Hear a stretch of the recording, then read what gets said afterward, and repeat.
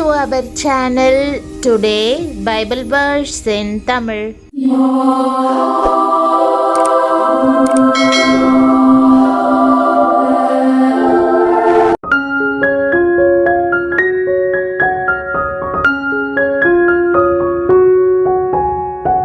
இன்றைய வசனம் ஆபக்கூக் 3ஆம் அதிகாரம் 19ஆம் வசனம். கிறிஸ்துவுக்குள் பிரியமானவர்களே, நம்முடைய ஆண்டவரும் இரட்சகருமான இயேசு கிறிஸ்துவின் வல்லமையுள்ள நாமத்தில் உங்களை வாழ்த்துகிறேன். அவர் என் கால்களை மான் கால்களைப் போலாக்கி உயரமான ஸ்தலங்களில் என்னை நடத்த பண்ணுவார் என்ற வாக்குதத்த வசனத்தை இன்று நாம் தியானிப்போம். தேவன் மானின் காலை பலப்படுத்துவது போல உங்கள் கால்களையும் பலப்படுத்துவார். வலிமை வாய்ந்த சிங்கத்தையோ வேகமான சிறுத்தையோ பலன் நிறைந்த கால்களை கொண்ட யானையையோ நீண்ட கால்களை கொண்ட ஒட்டக சிவிங்கியையோ ஏன் ஒப்பிடவில்லை என்று நீங்கள் எண்ணக்கூடும். பிரியமானவர்களே, மானின் கால்களை பார்க்கும்போது அவை ஒல்லியாக தோன்றலாம். இவை எப்படி உடலின் எடையை தாங்கக்கூடும் என்ற கேள்வி எழும்பலாம். ஆனாலும் அந்த கால்களில் பலன் நிறைந்தவையாய் மான் நடப்பதற்கும் ஒடுக்கமான பாதையின் வழியாக மலைகளின் மேல் பர்வதங்களின் மேல் ஏறி மிகவும் உயரமான இடங்களை அடைவதற்கும் உதவுகின்றன. அவ்வாறே தேவன் நம் பாதங்களும் கால்களும் மான் கால்களைப் போல உறுதியாகும்படி செய்கிறார். அவர் என் கால்களை மான்களுடைய கால்களைப் போலாக்கி என்னுடைய உயர்தலங்களில் என்னை நிறுத்துகிறார் என்று தாவீது கூறுகிறான்.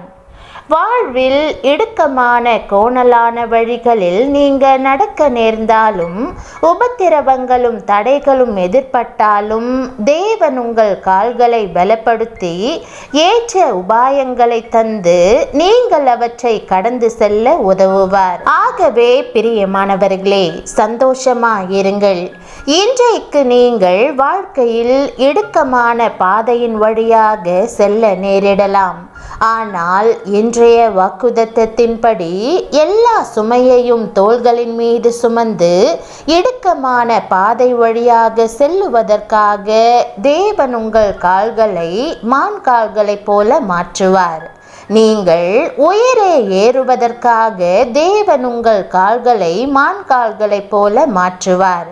நீங்கள் எளிதாக ஏறி உயரமான ஸ்தலங்களை அடையலாம். மான்களின் கால்கள் விசேஷமானவை. அவை உறுதியானவை, கண்மலைகளில் ஏறக்கூடியவை. மான்கள் மிகவும் வேகமாக ஓடக்கூடியவை என்று வேதம் தெரிவிக்கின்றது.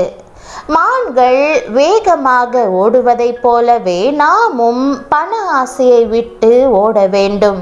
பாலியத்துக்குரிய இச்சைகளுக்கு விலகியோட வேண்டும்.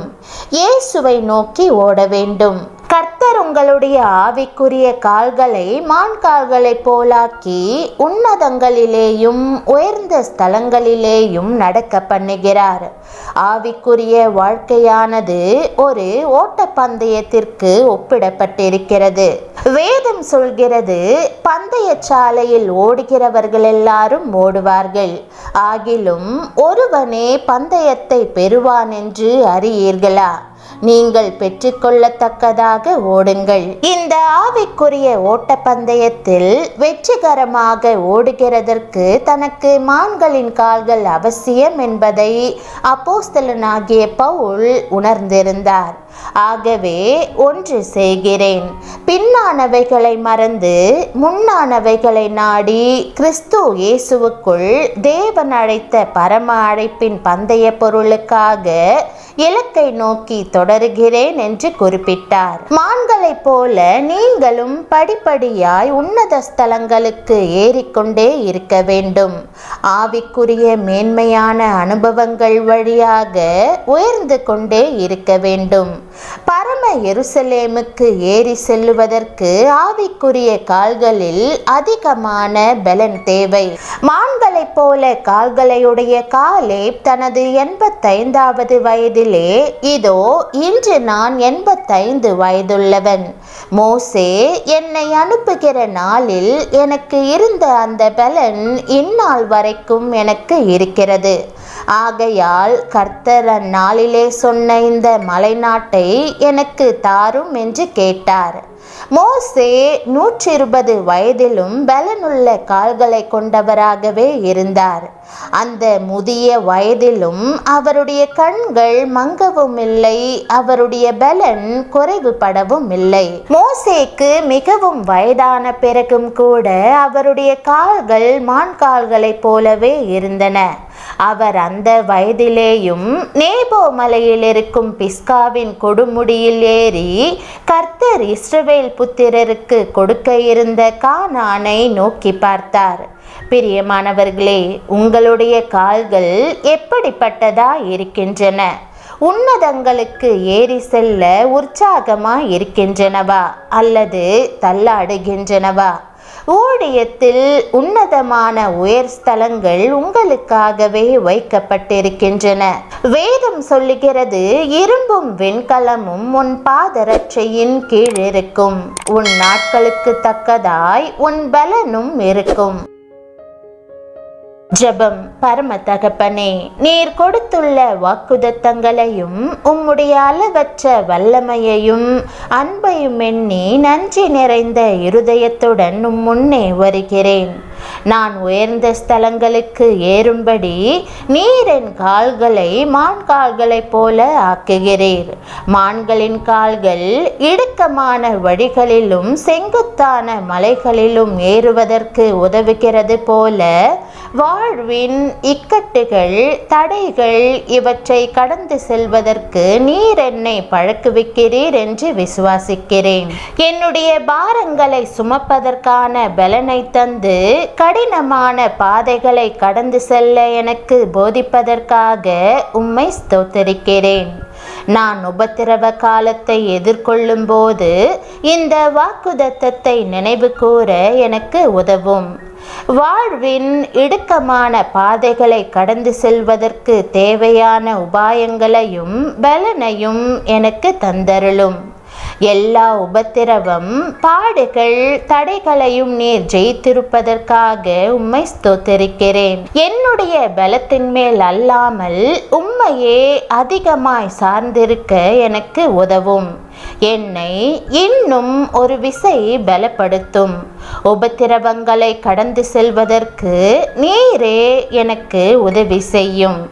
எனக்கு ஒத்தாசை அனுப்பும் மேல் அதிக நம்பிக்கை கொள்ள எனக்கு உதவும். நான் ஜெபிக்கிற இந்த நேரத்தில் வரையாடுகளின் கால்களைப் போல என் கால்களை உறுதியாக்கி நான் ஒரு சேனைக்கு எதிராக ஓடும்படியும் ஒரு மதிலை தாண்டும்படியும் செய்யும். நீர் என்னை உயர்தலங்களில் ஏற்றி உம்முடைய நாமத்தை மகிமைப்படுத்துவீர் என்று முழு இருதயத்தோடும் விசுவாசிக்கிறேன்.